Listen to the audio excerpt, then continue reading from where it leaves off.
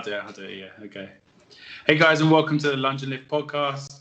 Today we thought we'd do an episode where we're going to wrap up season 1 and recap some of our most listened to and requested subjects, because this is obviously the first time we've been doing this, to creating a podcast, and it's been really interesting reviewing the insights and seeing what people want versus maybe what we think people might want, and maybe directing our podcast accordingly and offerings and so forth. So what I thought would be quite interesting today, Ash, is maybe if we go through maybe some of our top most listened to episodes and maybe take away some of like the points from them, and maybe give the listeners, maybe new listeners, ones that haven't been here from the start, ones to go back to and maybe have a listen to and really get their teeth into. So I think one of the most interesting ones that we've done, which has been one of our top episodes, was what is functional training. So that was episode 2 for us. That was early door. That was when we were in person. We was able to do it next to each other. So let's dive into that one a little bit. Sure. So yeah, episode 2, what is functional training? I think that was a very important one for us to get out straight off the bat, because it's so often discussed. Like, oh, this is functional training, that's functional training, you should be doing more functional training, but no one really digs into what the meaning is. So bearing in mind that we're about to launch a new podcast where one of the most often discussed topics would be functional training, it's very important to define what it actually is. And once you have a clear definition, then you can have a proper discussion about whether you should be doing it or how you should be doing it. And I think the key takeaway from that episode, we obviously go into a lot of detail. If you haven't listened to it, definitely go back and listen to it, because it'll make everything make a lot more sense in the other episodes. But it's essentially very dependent on who you are as an athlete and what your desired function is. Like, something to be called functional, you have to have a function against which it's evaluated. So one exercise could be functional for one athlete, but completely dysfunctional for another. And once you know what your desired function is, then it becomes a lot simpler to determine which exercises and training modalities are most functional for you as an individual athlete. Things like CrossFit are awesome because they're functional movements, but their sort of unsaid assumption is that your function is just a normal day-to-day human who goes about normal day-to-day tasks with a few sprinklings of cool exercises in for show, like handstand push-ups, as we discussed in our CrossFit episodes. Yeah. So yeah, for me, I think that functional training one was great because it was that clear defining thing. Because when everyone thinks of functional training, I think they just instantly think CrossFit, and it's like, or just functional fitness, shall we say, as a joke. And it's like, but functional fitness is its own entity in a way. But when you have to then take it back to what is functional training, actually the understanding of whoever you actually are is so key. And that was I think that definitely obviously the main point takeaway from that episode. But do go back and listen to that one if you want to kind of get a bit of the bread and butter but behind everything we talk about, even though we've diversified quite a bit obviously from there, and we spoke loads of things with that kind of comes back to our core principles. I think that leads nicely on to one. I think this is our 4th most listened to or 5th most listened to, and it was health performance aesthetics episode and training for that. What do you think? Why do you think that was one of the most popular? I think that was number 7, I believe it was. Yeah, I think so.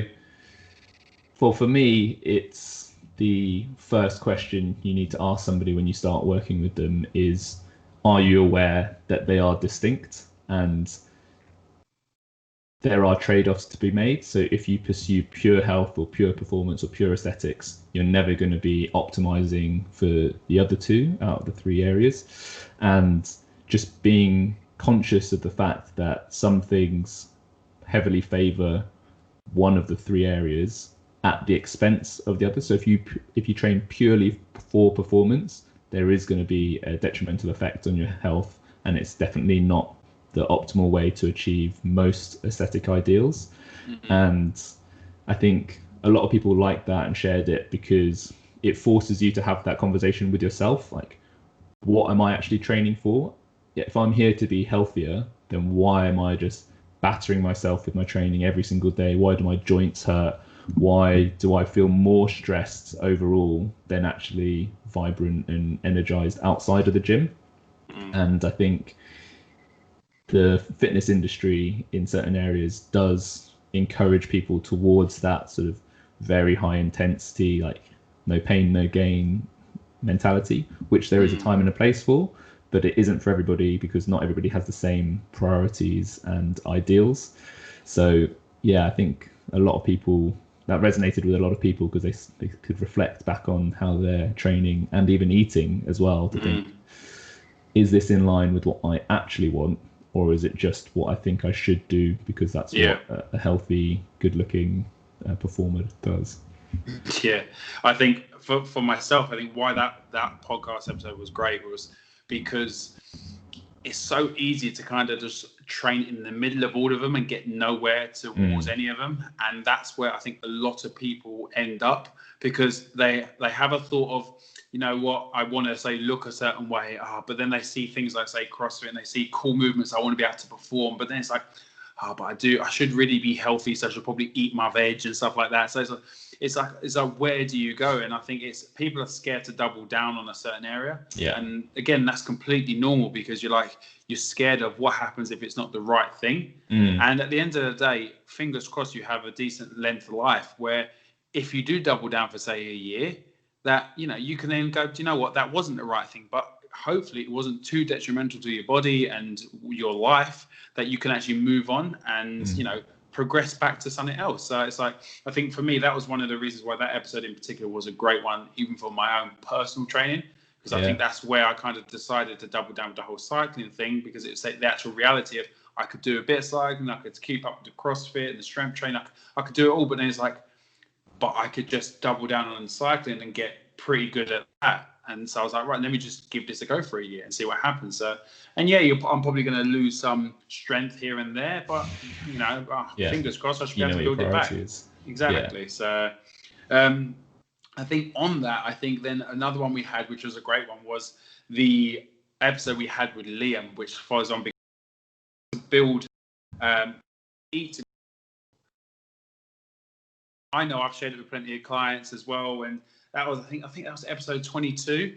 Yeah. And you know, Liam obviously being such an insightful, very knowledgeable guy, and you know how to eat for growth was it was just a nice key point, straight to the point, and real good takeaways. And because so many people I think underestimate what it takes, and I think that episode really highlighted just some of the key principles. And also, while we're talking about it, episode 20, which is how to build muscle. Yeah. Again, we those two episodes went so hand in hand, and they're in our top 3. Those 2 episodes of, you know, so it shows that people really want to know, how do I build muscle and how do I eat to build muscle? Because people want to look better, really, and there's nothing wrong with that. And I think it's once people, going back to then episode 7 with the health performance aesthetics, there's nothing wrong with wanting to look good.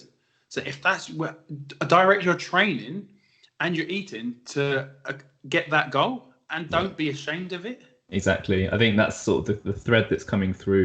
If we walk through that sequence of what our most listened to episodes are, we've got the health performance aesthetics, and then people sort of realize that there is a trade-off. If you're training for performance, it's not the fastest way to look good, and actually having a little bit more of a direct focus on your aesthetics is what people are like. We can see through the stats, that's what people are more interested in. And I think there's almost a bit of guilt or shame around wanting to look good, especially in CrossFit. You know, the whole no mirrors culture of, you know, we're here to be athletes and to perform. But actually, most people aren't so enlightened as to not care about how they look. And it seems like the listeners, and us included, you know, it is important to us. So we do invest time, effort and energy in training and eating to look a certain way. And it seems that the growing muscle topic was more interesting to people, because I think fat loss, as we discussed in our fat loss episode, is reasonably simple, and there are many ways to go after it, all of which can be very successful. Whereas growing muscle, there are some fundamental principles that if you're not making use of, you can't grow muscle. If you're not training in the right way, and if you aren't eating enough and hopefully the right things as well, it's going to be really tough to grow muscle. So I think a lot of people enjoyed learning the nuances, because then it just gives that intent to why you're going into the gym and what you should be looking for in every rep, in every set. And I think a few people got in touch directly to say they enjoyed it. And so on, I think the last episode that was definitely in our top most listened, it was actually quite a recent one, where it was the episode that I did with Jens. And what I find really interesting about this is because this kind of like feels like the umbrella to it all in a way, even though like the training and all that stuff, that episode, so episode 32, is all about like the mindset and how to approach training, balancing like intensity and intent, and like really understanding core values and stuff. And it was a great episode, and I really enjoyed recording that with him. But I feel that our listeners have told us exactly what they want with that, and it just shows how it's like cool. The umbrella is talking about like the really getting down into knowing who you are, and then once you know that, then we go back to our like health, performance, aesthetics, and the what is functional training, that the understanding, and then the finite details of then cool, I want to build muscle and stuff. It's just been a really interesting insight into, because obviously we're wanting to put out as much content as possible that is informative, is interesting, hopefully, and that you can actually take stuff away from it. And we want to bring the right guests on so that, you know, we can help obviously educate people beyond stuff that we know, and get new insights into different areas as well. So this is a huge area that we want to obviously tackle in 2021 and try and bring even more in. So it'd be really, really good if we can get some more feedback and some more requests essentially of what you would like to listen to and what you'd like, who you'd like us to bring on and so forth. Yeah, I think that Jen's episode was awesome for me because I was a pure listener. I wasn't involved in the conversation, so I was just listening in and hearing the way he talked about, just acknowledging your intent and the purpose of each session. And when he was being coached, how he had different modes of going into the gym to just do work but not end himself, or what he called it berserker mode, where he'd go in and it literally was just like lift as heavy as he can, like empty the tank, like go all out, and knowing when to apply each mindset, because the overall intent of the program was understood and he was bought into why he was training like that and what the long-term outcome of the program was. And I think it's loop back around to that. What are you training for? Like, why are you training? Once you understand why, like who you want to be, why you're training, and the desired outcome, you can then reverse engineer the process very simply. Like if at the end of the day it's I want to put on muscle because I want to look bigger, and whatever the deeper reason behind that is, once you have that established, it then becomes quite simple. Whereas I think a lot of people, like gym goers and trainers and coaches themselves included, go into the gym thinking that they should do something because other people are doing it, and those are the sort of expectations of a person who goes to the gym, and they're not really sure why they're doing it or where it's leading, other than it's the done thing. And it leads to just you're spinning your wheels, you're doing a lot of different things, your body's not sure what the stimulus you're trying to apply is because it's so inconsistent and varied. And then it leads to frustration because you're not getting the results you want because you never really defined what they actually are.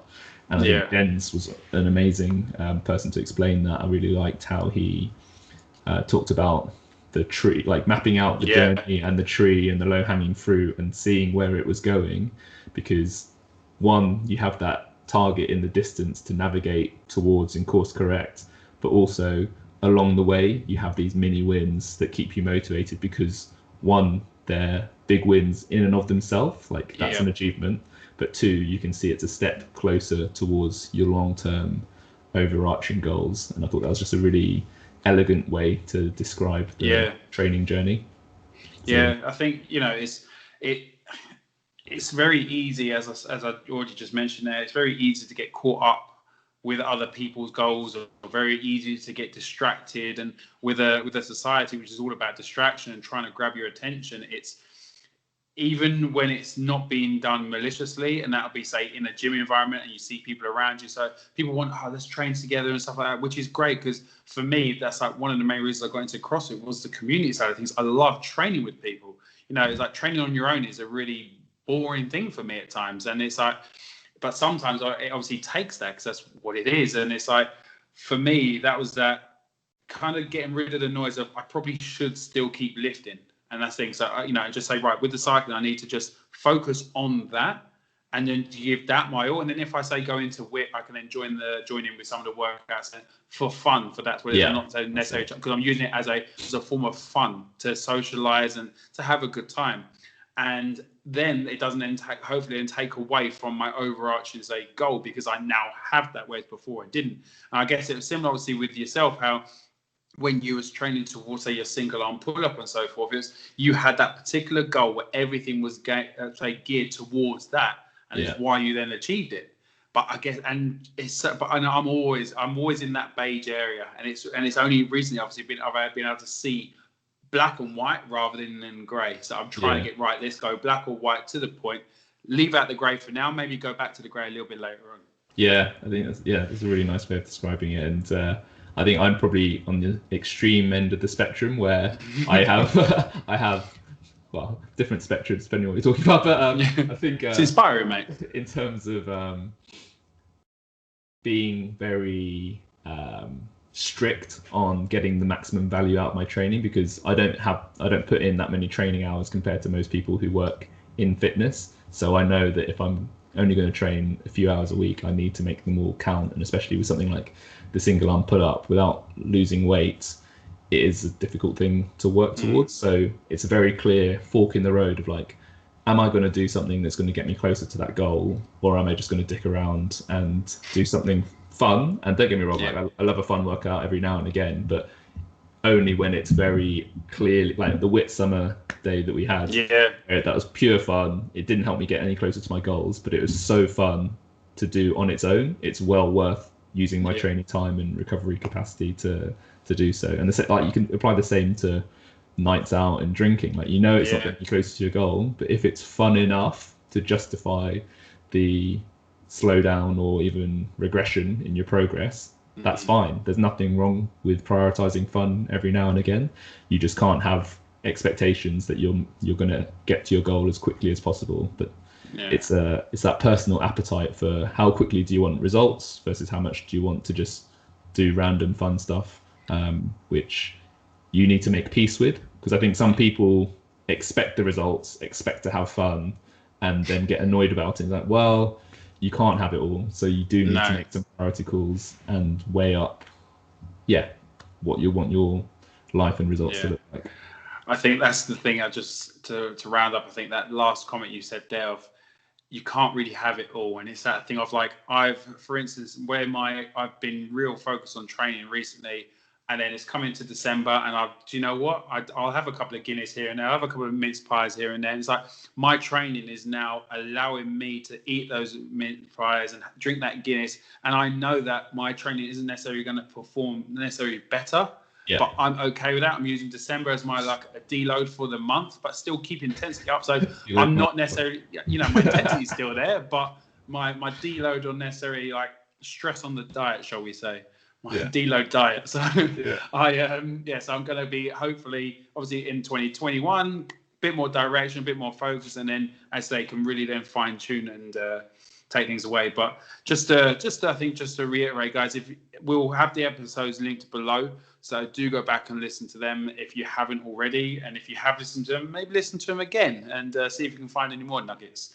But apart from that, we just want to thank you for being part of this journey so far this year, 2021.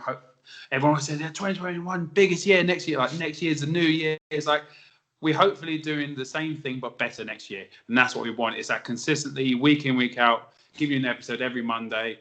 And, hopefully educating you to becoming fitter, stronger, healthier, and just more well-rounded when it comes to fitness and life.